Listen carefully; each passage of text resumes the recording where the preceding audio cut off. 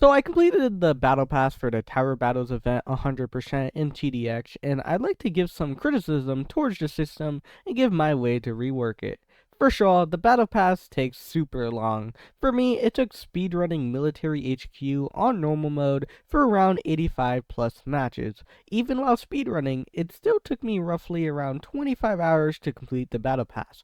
If you factor in you're a new player and don't have Slammer or Rail or Juggernaut, you're going to get longer matches around 19 minutes with 15% speed. For comparison, I won in 9 to 11 minutes with 50% speed.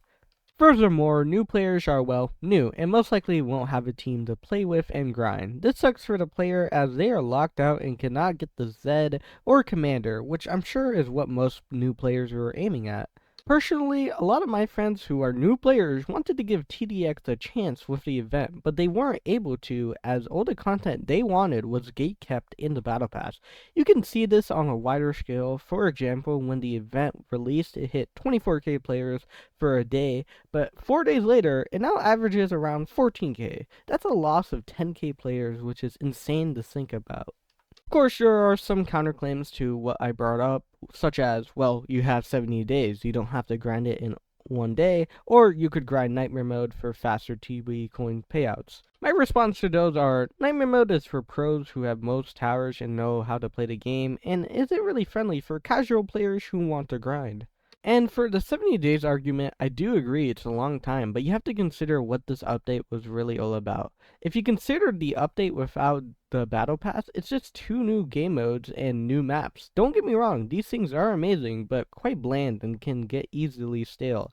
If you factor in the Battle Pass, though, you get new skins, emotes, power-ups, and most importantly, towers. This is where most of the content is at and what most people want.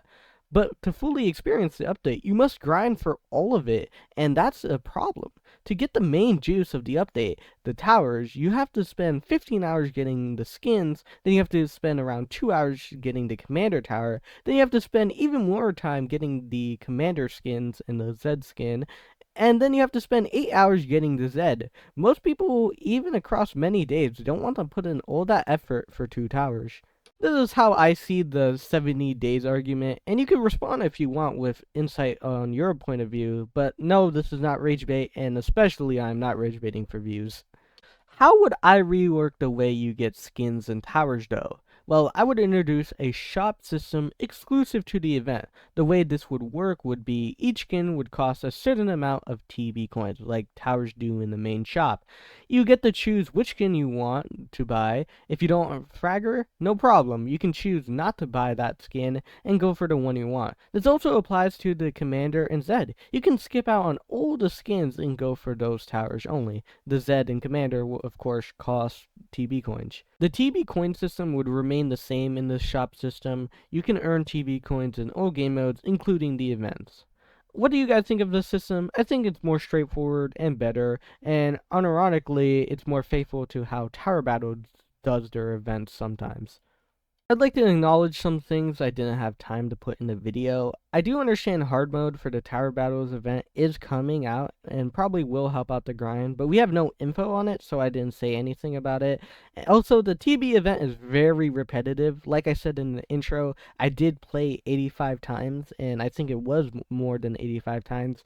But saying something is repetitive in a tower defense game is kind of a weak argument, so I didn't put it in the video. And also, I do understand this is TDX's first time doing a Battle Pass system, so I don't blame the devs, I just give criticism towards it, constructive criticism, and hopefully they do improve next time. But with that said, thank you guys for watching,